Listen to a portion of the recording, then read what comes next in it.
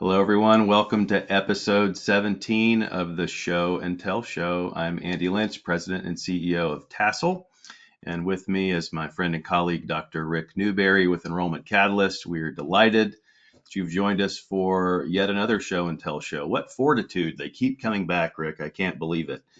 And this one, like one of our other recent ones, we've pre-recorded, and it's not because we don't love being with you live. It's just our travel schedules are such that it's well nigh impossible for us to keep a consistent schedule. So, to make sure that you all have some predictability around when these are being released, we are pre recording. A few of these, our aim will be to do as many live as we can. But this one, we're going to pre record, and we hope it's valuable. With that said, please make sure to drop in your questions, and we'll do our best to get through those as we follow up with you after the airing of this episode. So, Rick, so good to be with you again. Tell us a little bit about Enrollment Catalyst. Thank you, Andy. And Enrollment Catalyst, through my company, I work with schools to help them with their enrollment and marketing planning by assessing what they're currently doing and putting together a comprehensive set of recommendations. In fact, Andy, you and I were talking just recently, and over the next 19 days, I've got 10 flights that I've got to be on, traveling, zigzagging everywhere. So, quite an opportunity to be able to help schools all over the country. But I also provide school survey solutions. In fact, I'm conducting a number of parent and employee I can't even talk, satisfaction surveys for schools right now. And so if that's a need for you as you're approaching the end of the school year, let me know, because there's still time that you could conduct that on your school campus. So tell us a little bit about Tassel, Andy. Tassel, we do a variety of things for schools focused on helping them attract and retain right fit families. You see some of those things here: online marketing, those digital strategies whereby you use search engine optimization, paid search, paid social, AI strategies in your digital marketing. We run those campaigns, report on those, show you a return on your online marketing spend. We do a lot of branding for schools. This can be as simple as helping them get their brand standards organized, or in some cases, it can be a comprehensive renaming and new academic and athletic branding. We do a lot of website development for schools, the always on 24/7 tireless sales agent for your school that helps families have a little window into your culture, into your model. Messaging by age and stage is a signature solution for us. How do you articulate your value proposition in a narrative format through your messaging? And then right fit family rubric. How do you assess family fit and predict their likelihood of success in your culture and in your model? So those are some ways that Tassel can come alongside your school. Rick and I often work together in partnership to help schools go further, faster with their recruitment and retention efforts. We'd love to chat with you about that, or perhaps even see you in person this summer. So July 17, July 24, we have two in-person workshops coming up. Rick, what do we have in store here over the summer? Yeah, July 17th, we're going to be at Linfield Christian in Temecula, California, which is really halfway in between LA and very nice San Diego. And we're going to be presenting the Family Journey Workshop.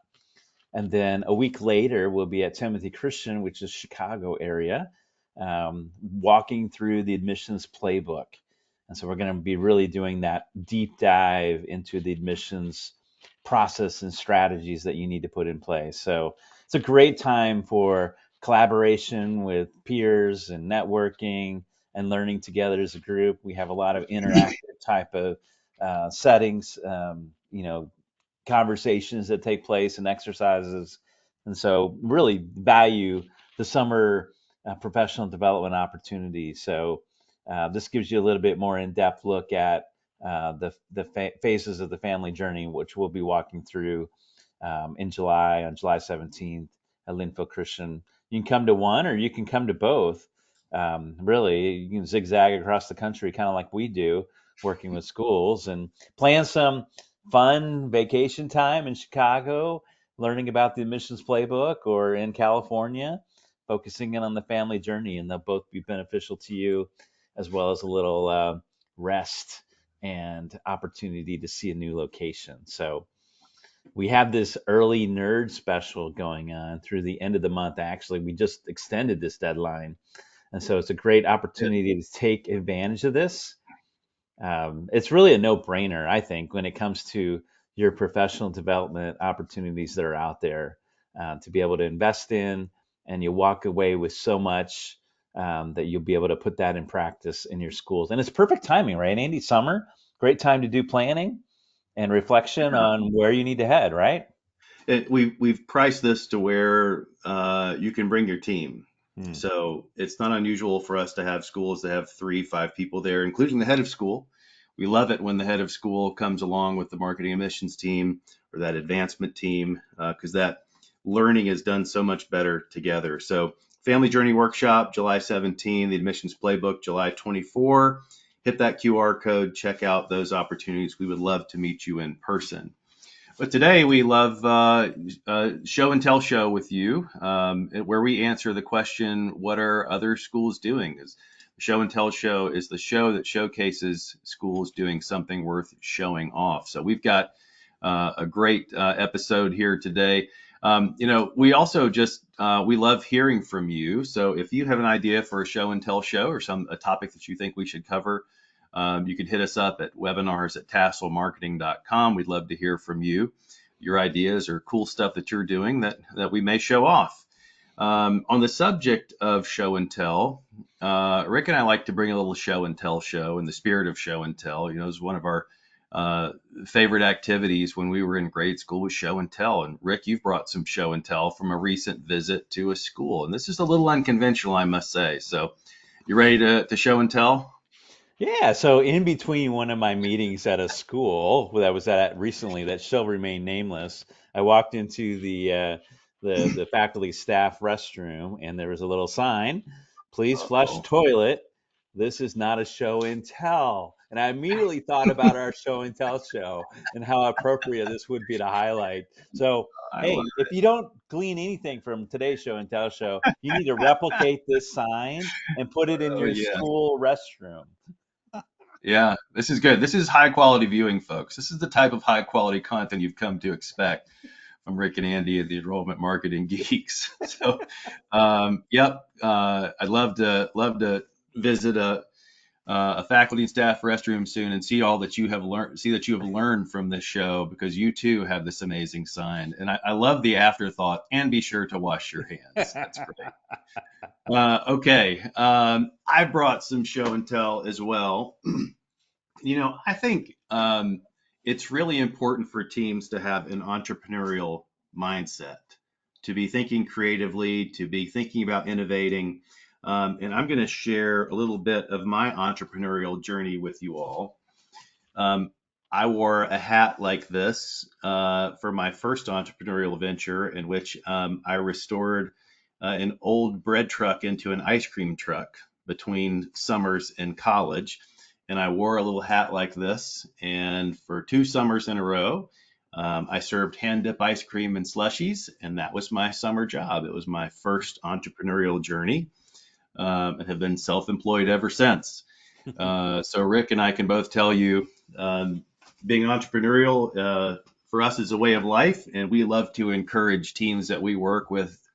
Think creatively, think entrepreneurially, take ownership of these concepts, and see what's possible. So, little challenge from my entrepreneurial journey as you think about how to pursue what's possible within your team. Okay, show and tell show. We've got another one coming up on May the 28th at 1 p.m. Is your message stuck on you? And in this one, Rick is going to interview me about the type of workshop that I lead. I lead a lot of messaging workshops for schools, and I want to share some of those learnings with you. So tune in. We'll talk about why school centric messaging misses the mark, what parents really want to know, even if they don't ask, the importance of belief in driving action, and how to adapt your message to ages and stages. So hit that QR code. We'd love to have you join us for that one as well. A deep dive into the concept of messaging. So, as we run up to our topic today, Rick, we love some good dad jokes. We also love some not so good dad jokes. I'm not sure which category this one falls in. Let's see. So, take it away. Hey, over the weekend, I had a serious accident playing peekaboo. Uh-oh. I ended up in the peekaboo ICU. Oh, yeah, that's a bad one for sure. So on to our topic for the day, beyond enrollment, onboarding new families for retention success. And Rick, you've written a couple blog posts on this topic. I know this is an area that you focus on in the Enrollment Catalyst program with your assessment. And, I think it's just a really timely topic for us to talk through. Recording this in May as school is winding down. It's a great opportunity for marketing and admissions teams to be thinking about how they want to onboard those families who have enrolled and what that first year experience could look like, because this is when retention starts.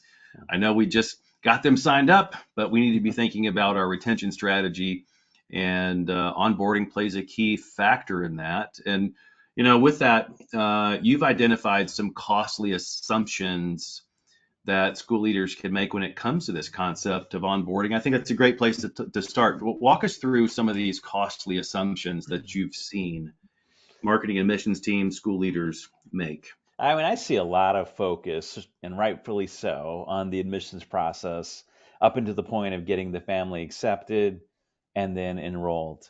But often there's not a plan in place for what happens afterwards.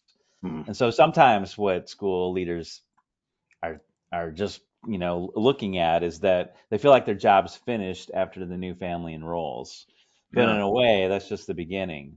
And another assumption is that parents are just going to automatically know your lingo, your culture, your expectations, what things mean. I see that all the time and hear the disconnect from new families, or that parents and students are comfortable meeting new people on their own. How are they going to connect with new families if not given an opportunity to be able to do that? They're not going to be able to go out and find them on their own. Or often what I find is that schools do this big info dump a few weeks before school begins. And just sending that big packet with all the multicolored piece of paper and letting them know all the details. That's overwhelming. Only just a few weeks before school begins, or even the assumption that new families aren't anxious about their decision to begin a new school.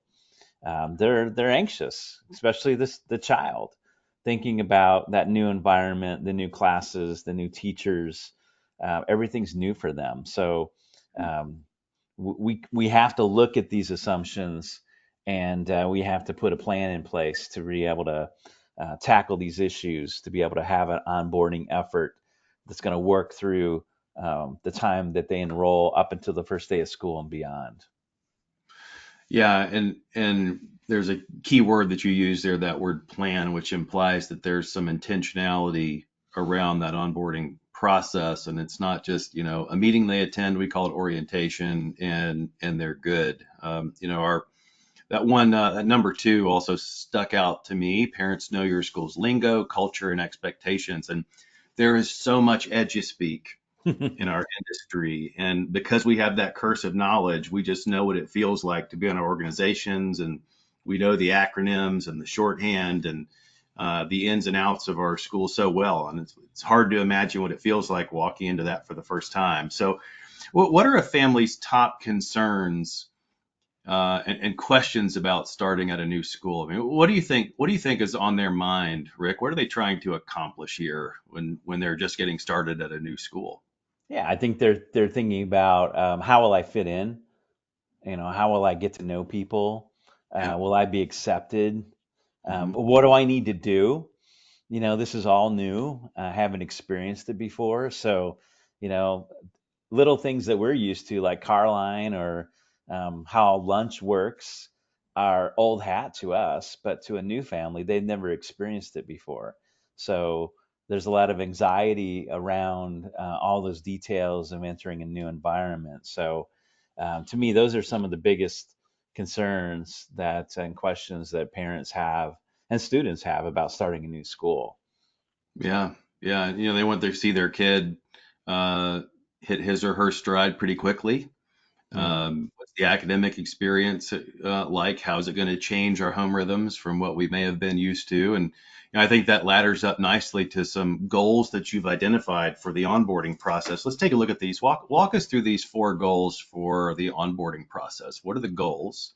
Yeah, I think one of And go ahead. yeah, go ahead. Nope. Yeah, I Oh, think one one of the main ones is to alleviate the anxiety that this new family has because they've just made a big decision, but there's anxiety wrapped around it. It's kind of like what I was saying on the previous slide, all the questions, which really relates to the second point. The anxieties are related to the questions that they have and they want yeah, them answered. So the more that they can know beforehand and feel comfortable with, that's going to help you and help the family with the onboarding process because you really want to alleviate that anxiety. You want to answer their questions. And you want to focus in on creating connections. So a new family wants to know other people, and that's what helps them by having friends, seeing people that they recognize, knowing that they can be accepted and be part of a community. That begins really before they actually start school on the first day. And I think it also reaffirms their decision because yeah, as we talk about in the family journey workshop, they are continually evaluating that decision once it's been right. made. Did I make the right decision? Would I have been better off at this other school? Would they have informed me more than what I'm getting from this school that I've just chosen? So it reaffirms that decision, reconfirms it as they move into that period of time before school begins. Because you want them to start school with friends, with connections, with all their questions being answered. That's all part of that onboarding process. Yeah, I think that third one is super important, creating connections, because along the way, inevitably, they're going to have questions that crop up that aren't in your script. Hmm. And you don't necessarily to always need to be the answer person for every new family that's enrolled. So those intentional connections, even let's say you have a family that's moving from across the country, and you've got these folks, they'll be starting this fall. They don't know anyone. So by design, how can you help them make some connections to where they know where to go when they have those questions that pop up? Rick, which of these goals do you see most often neglected? I think the answering the questions is often neglected Hmm, because we know how things work, but we don't take the time to communicate. Or you think about it from the perspective of in admissions, you should already know the top 20 questions that new parents are going to ask very and true. anticipate that.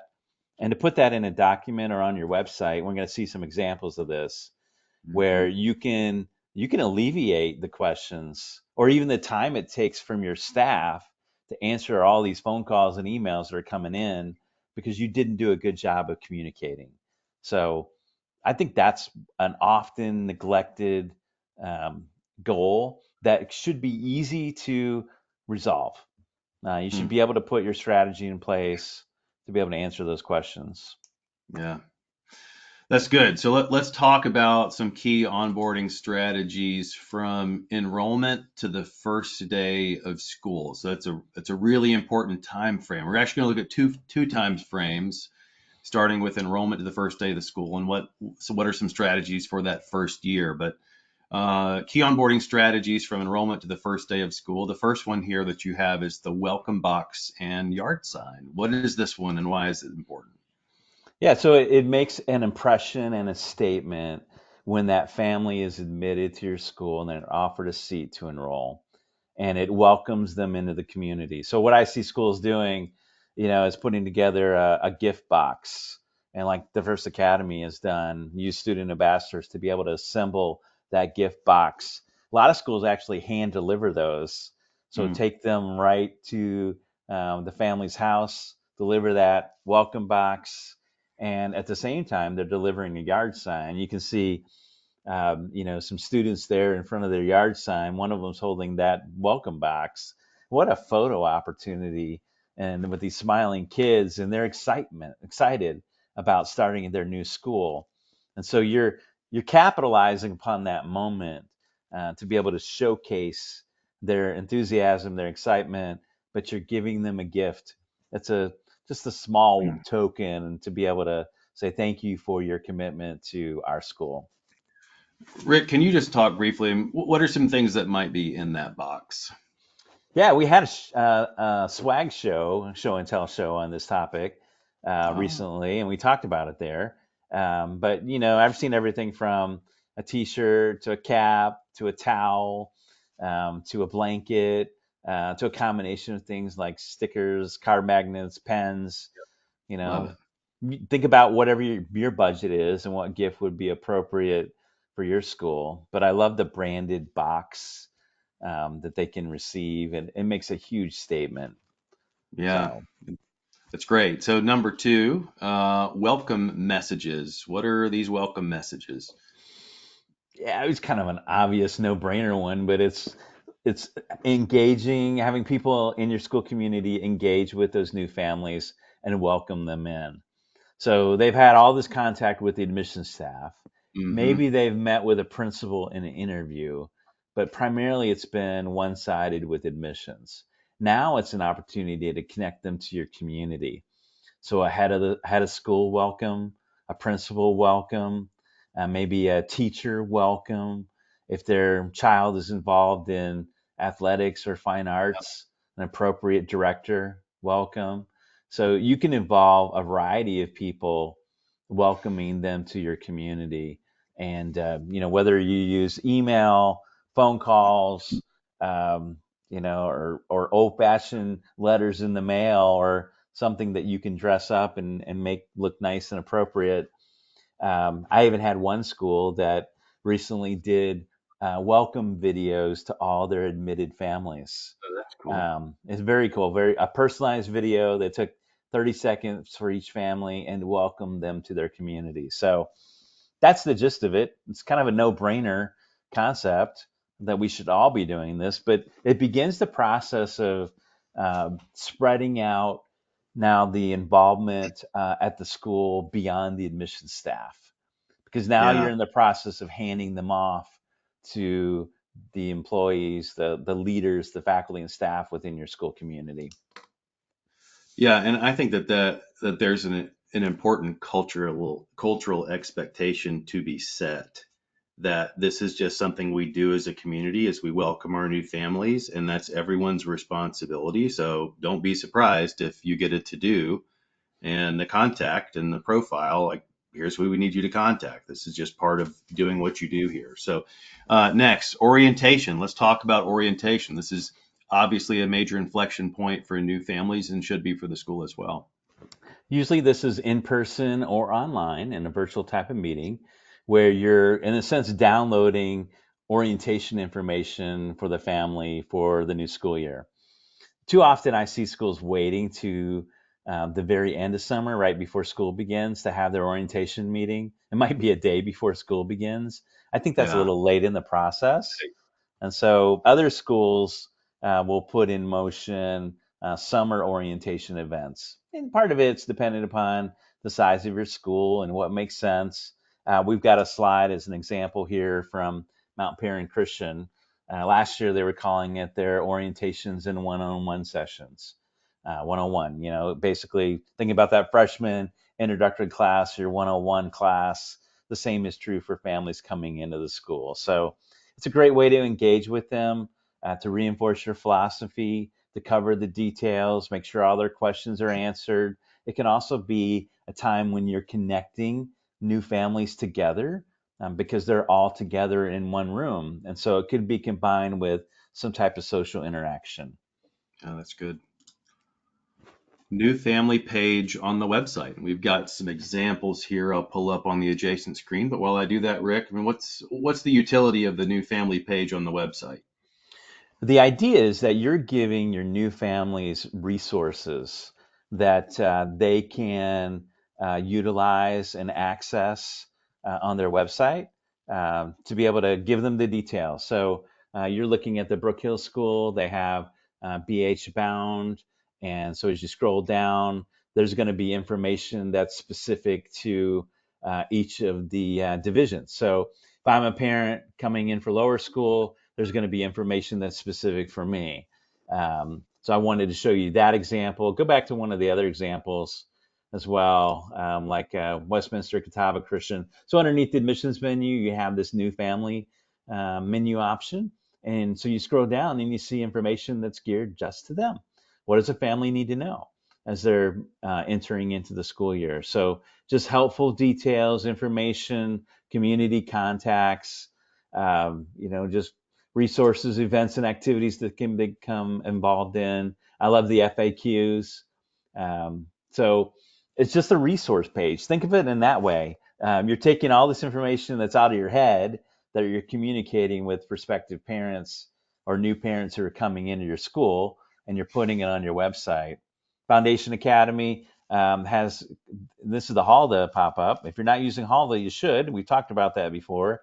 That's actually become the main source of their inquiries on Foundation Academy's website. But they have a tab right in the beginning, new families. And so, it's, again, the same theme is true for all these sites, giving you details of what a new family needs to know. And so that's the essence of it. Build a web page that is targeting new families, that becomes a resource for them, that you can communicate information that they need to know. Yeah, this is so practical. And just imagine the amount of traffic in terms of phone calls and emails that a well-structured page like this could save your front office. So, um, again, by the way, if you missed it, that Hulda pop up there, that's an AI-powered lead conversion tool that sits on your website. If you're interested in learning more about Hulda, you can contact us at Tassel. We've seen tremendous results. With that, back to our regularly scheduled programming here. So that's the new family page on the website. Let's move on to number 5, the new parent reference guide. Rick, what do we have here?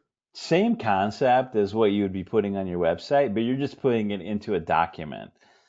Hmm, So last summer, I started work with Mount Pisgah Christian in the Atlanta area, and they have their new family syllabus. I've got a couple of slides here, one slide showing a couple examples of what their summer syllabus is. So it's just laying out for the new family what do they need to do when, so they can have that document. Again, it's another resource. So you can have yeah, it in a printed format, a PDF, or you build out your page on your website, but you're being intentional about communicating what a new family needs to know before they actually start school. yeah, I love this. It's really helpful. Number 6, connection events. That social connection through those organized events. What do we have? Yeah, so the anxiety is there for the family of not knowing other people. So they want to know other families, whether they're new families or current families. So often what I see schools doing is hosting events in the summer or late spring to be able to attract those new families with kids of certain age groups for the goal of being able to connect socially. So, it could be like this example here, from Mounds Park Academy, where it's just an opportunity for kids to come in and get to know their future classmates before school year begins. And so you Yeah, could do it around, a fun activity, or I've seen like with young kids, popsicles on the playground, or maybe it's a cookout, or maybe it's a swimming party, or maybe it's a bowling party, whatever you want to put together. The idea is that you're helping these students connect, and you could do the same with parents. yeah, Why not have a social event so that they get to know other families coming into the school year? it's good. Number 7, the buddy program, the mentor program. This one's huge. And that relates to the connection events. This is where you're being a little bit more targeted, and you're identifying ambassador families that you have within your school community, and you're assigning some new families for them to connect with. So the idea there is that they're doing two main things. They're reaching out and welcoming the family by introducing themselves, and then second, they're attempting to connect with them over the summer. Hmm, So, maybe moms get together at Starbucks and have a conversation, or maybe they have a play date in the park with their kids, or they come up with some other creative idea but they act as a mentor not only to provide a connection into the community, but to help them by answering questions, to be a Mm, resource for them. So yeah, that's a good one. New family stories. great opportunity to be able to take advantage of the new families coming into the school by sharing their story online. And so I'm a huge advocate of storytelling and doing that through the lens of people who are choosing your school. And so you see some examples here of new family stories. They basically have asked for a family picture. And on the example on the right, a Portsmouth Christian, they're actually asking for a sentence or two as to why they chose the school. And so they're introducing the family to the community, but that's helpful because everybody who's following Facebook and Instagram are seeing all these new families who've just chosen your school. So that's a Mm, whole level of internal marketing that can have significant benefit, especially during the summer when it's a little bit more quiet with your social media activity because you don't have a lot going on at the school. So they provide the content, they provide the picture, and you share the story on your social media channels. yeah, this is such a powerful one because, of course, those new families are going to share that across their social networks, and your school gets greater brand exposure through this intentional strategy, which leads to number nine, that new family picture. This is a cool one, Rick. Yeah, and actually comes out of our Geeks on the Road workshop. So Allie at the time was working at Seacrest Country Day down in Naples, Florida, and she brought in this example, her show and tell. And what they did at orientation is they took a picture of each new family with the background of a building with their logo on it, and they simply just printed that off and put it into a frame, and it was a great takeaway. So where they're reminded of the decision that they've just made, the new school that they will be attending, that they can display proudly in their home or office.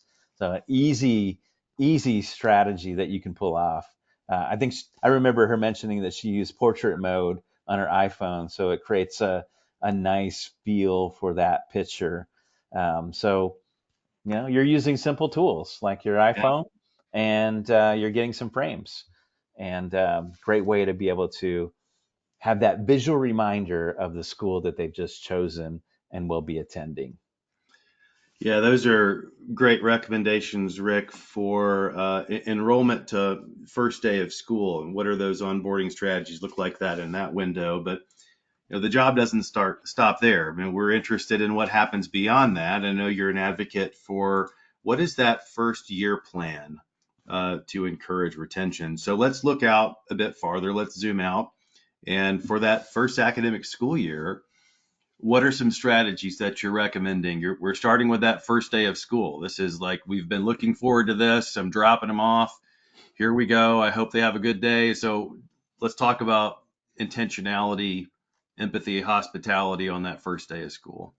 Spend time planning your first day of school and what that arrival looks like, because they've just spent the summer, doing a variety of things with their family, and now you're welcoming them to your campus.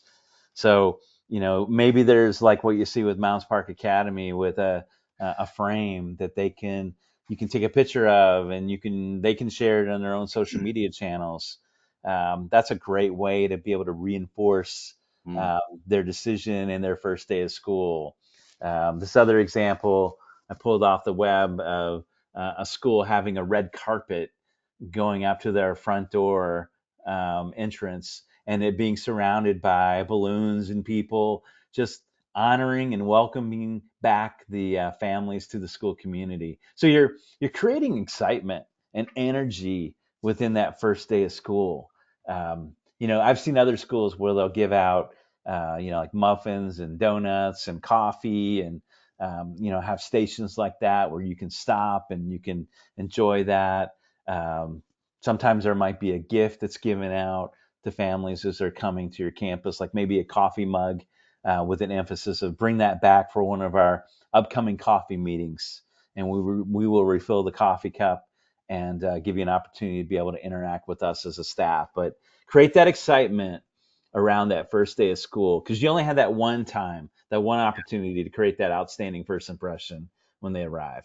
A couple thoughts for me here. One is the role of the head of school in this Mm, first day, being out front, being visible. And I know, Rick, we've seen some head of schools that take this to the extreme with dress ups and wigs and all this stuff and really make it fun. The second thing that comes to mind is while this is for the kids, it's also tremendously reassuring for the parents, and even encouraging the parents after drop off to stick around and enjoy some coffee and donuts together. But again, that first day of school, it's for the whole school community.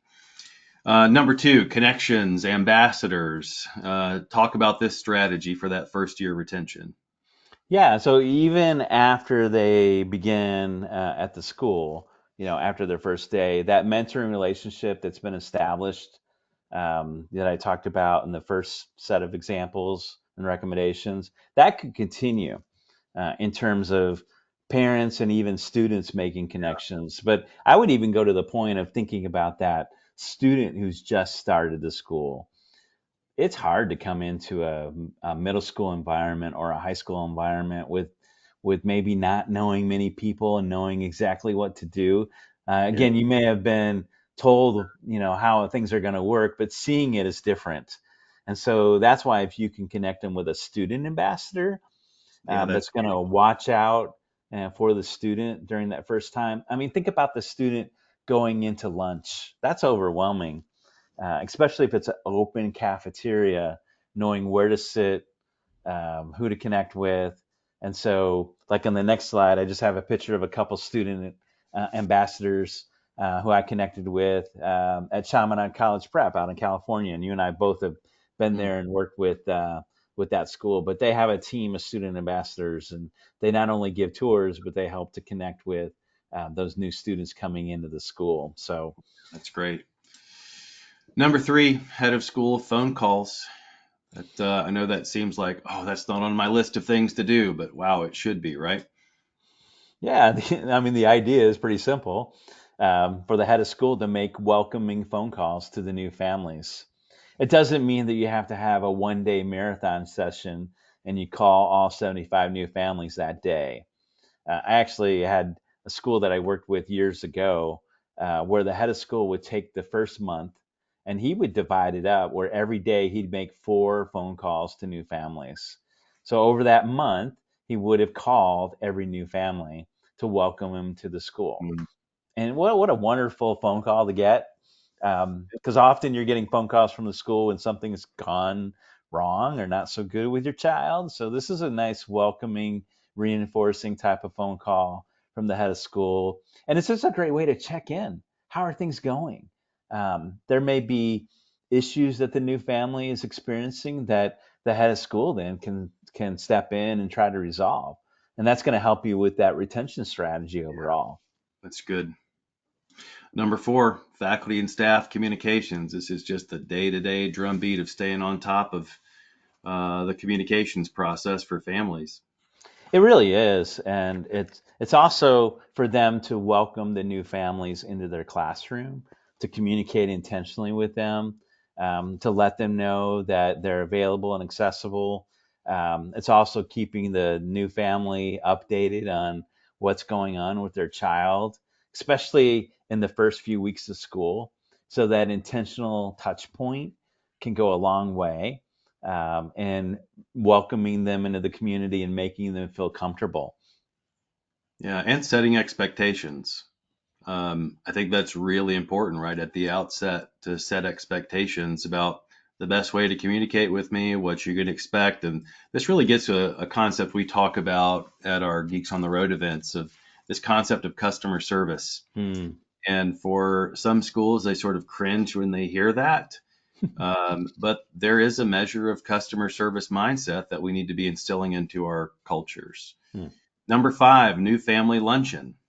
Yeah, so one thing I've seen schools do is that after maybe the first 3 or 4 weeks of school, then you might have a luncheon on your campus to welcome the new families in, to check in with them, to show your appreciation for them, maybe to involve some other people from your staff. But it's just a feel good touch point because sometimes everything is focused in on the new family prior to when school begins. Yeah. So it's nice to have something that happens after the school year launches. So 3 to 4 weeks could be a breakfast, could be a luncheon.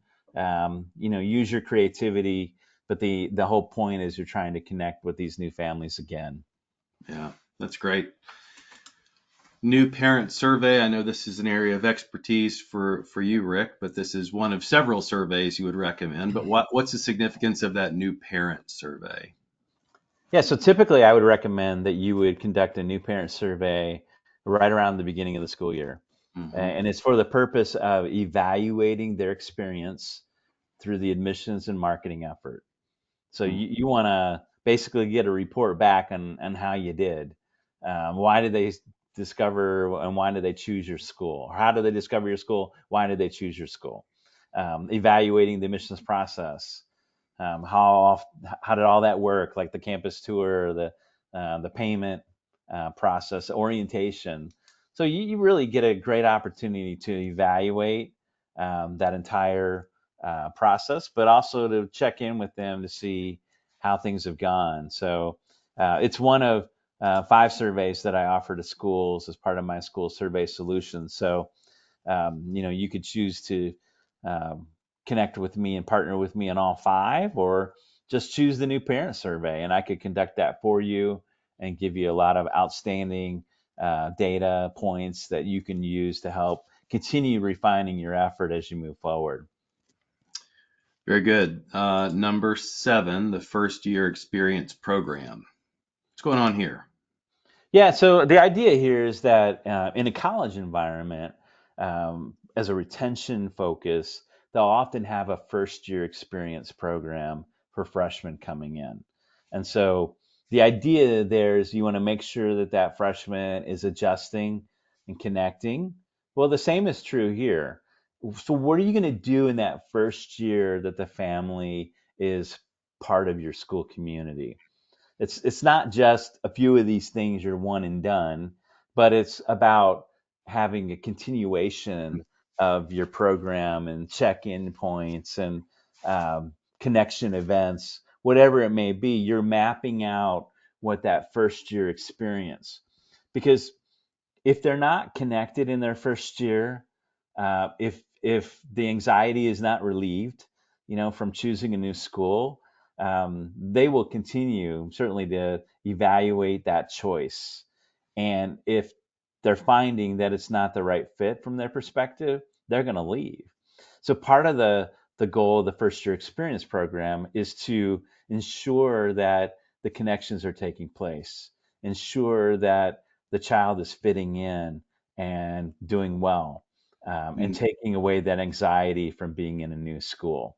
So that's the concept there. Yeah, and part of that also has to do with intentional exposure. There are things that they may not, you just may take for granted that they know are going to happen. It's just part of your school rhythms. You've been doing it for years. Of course, everybody knows about it.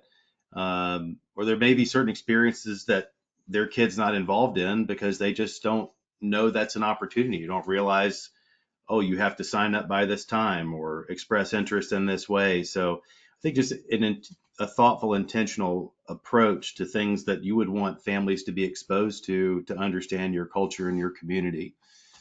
And then the last one here, the retention focus.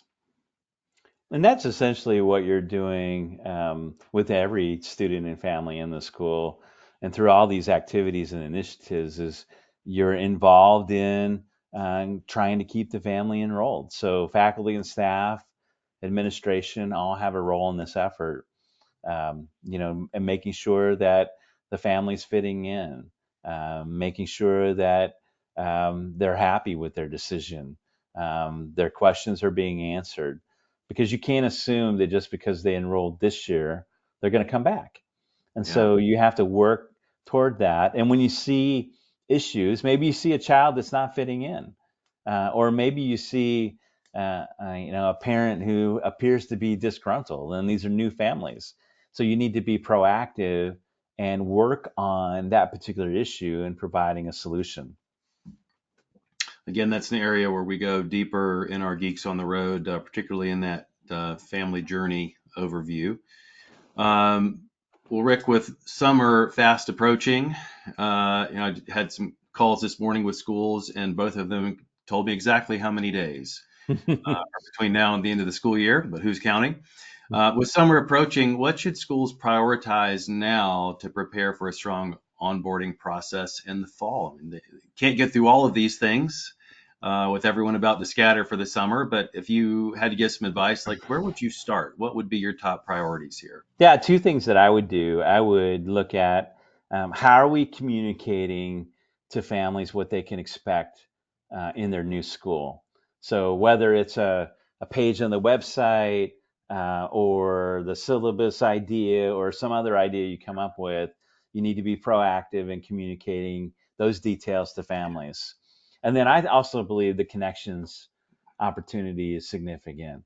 Having them meet other people, especially for the kids, so Yeah, that they feel comfortable starting a new school.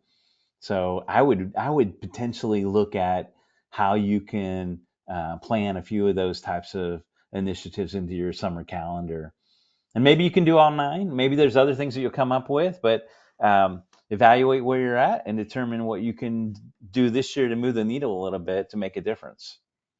yeah, that's great. Rick, this has been fantastic, a very timely topic, practical topic, and one where teams can get some quick traction. So, as we wrap this up, of course, we love a good dad joke. For our Catholic friends right now, it's an important time. Choosing a new pope just brought this joke to mind for me. What do you call a nun who sleepwalks? Roman Catholic. More terrible dad jokes, I assure you, at our Family Journey workshop. So come join us in person. We can all groan together when the punchlines come. So Family Journey workshop, July 17 at Linfield Christian in Temecula. What a beautiful part of the Mm. country that is. And we're going to do a deep dive into that Family Journey workshop. What are strategies for each of the 5 phases of the family journey? The admissions playbook workshop, that's a deep dive into the admissions process. And we talk about, from the time that you get that interest, how do you nurture that opportunity? How do you bring them through the admissions process? What's the role of sales in admissions? Messaging, the onboarding process. Just an action-packed day there with our friends at Timothy Christian Schools just outside of Chicago. So we would love to have you join us. Bring your whole team. The early nerd special is available through May 31. Prices go up after that. Be sure to join us for the next show and tell show. May 28th is Your Message Stuck on You. Looking forward to joining you all again for that topic. But Rick, it's been great. Thanks for sharing your expertise with us. Always good to be with you. Thanks, Andy. Thanks, everyone. See you next time.